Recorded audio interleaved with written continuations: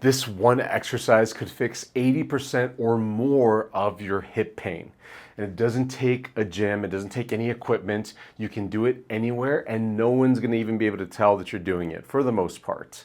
And all you gotta start with is in sitting, wherever you are. You can be sitting in a chair, sitting in your bed, just sitting. Think about making your glute muscles tighten up. If you can make your butt muscles tighten up, just without your thighs, this is really important. This is the landmark you have to cross. If you can tighten up your butt muscles without these muscles also tensioning up, either on the front of the thigh or the back of the thigh, then you're on your way to doing this exercise. This is super important because there's a muscle imbalance that sets up most hip problems, where if you have glutes that are very weak and maybe not even active, then you're going to dominate most motions in your hips with your thigh muscles. Your hamstrings and your quads can affect your hip movement, and that's bad for hip problems. It can cause things like osteoarthritis in the hip, tendonitis, bursitis, all kinds of other issues, labrum tears.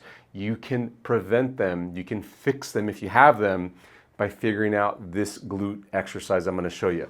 So just tighten up your glutes, hold it for 10 seconds, and think about not using your thigh muscles. Your legs might move out a little bit like this because my glutes will pull my legs outwards, but you want to focus and concentrate on making these butt muscles get tired. The hold is important because when you hold the muscle, you're sending nerve signals to the muscle and getting more of the fibers, more of the cells in the muscle to work.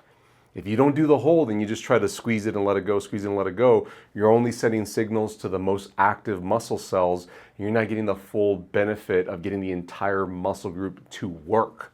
So you've got to make the glute muscles activate. Once you figure this out, then you have to take it to different positions. So now try lying down. Relax lying down in your bed anywhere you want, and then tighten your glutes from here.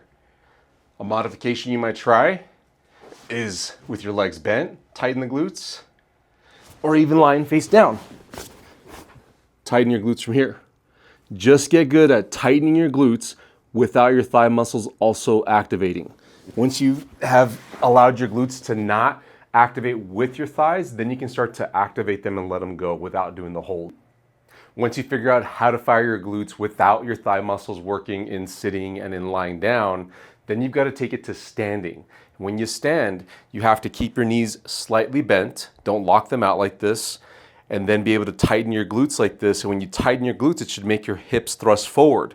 Holding this position, you should feel the meat of your glutes tighten up and work. It should feel like it gets fatigued here in the meat of the glutes. Some people get it higher, some people get it right in the middle, some people get it a little bit lower, kind of upper thigh area, some people a little bit more to the outside, and some people more on the inside part of the glutes.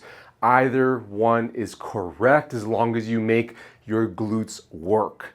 Once you can figure this out in standing, you can do little holds. You can be standing at the grocery store and just tightening your glutes and holding it. You could be relaxed. You could be doing chores at home, washing the dishes, folding the laundry. You could stand up and do this while you're watching a television program or in a conversation with somebody. The point is you should be activating your glutes on a consistent basis in order to take pressure off the front of the hips and thighs to alleviate hip pain. To take it to the next level, then I would do a mini squat. And what this looks like is you're gonna put your feet about hip width apart, shoulder width apart, bend your knees just a little bit more, and then thrust your hips forward and make those glute muscles work again. This is a little bit harder than doing it in a standing position, but it's not a full-on squat. So if you have pain in your hips or knees when you squat, this shouldn't be painful for you. You should just feel your hip muscles, your glutes working. Once you get good at that, then you can try going a little bit deeper and a little bit deeper. Just make sure you keep your knees out, and you might even be able to achieve a full range, full depth squat while using your glutes still at the bottom of the motion by pushing your knees out and hips forward tucked under your spine. Do this one glute exercise and progress it over time, and your hip pain will nearly completely go away. Hey, if you're interested in getting even more exercises to help your hip pain, check out this video. It's called the Top 6 Exercises to Help Hip Pain and Improve Mobility. I go into even more detail there. Go check it out next.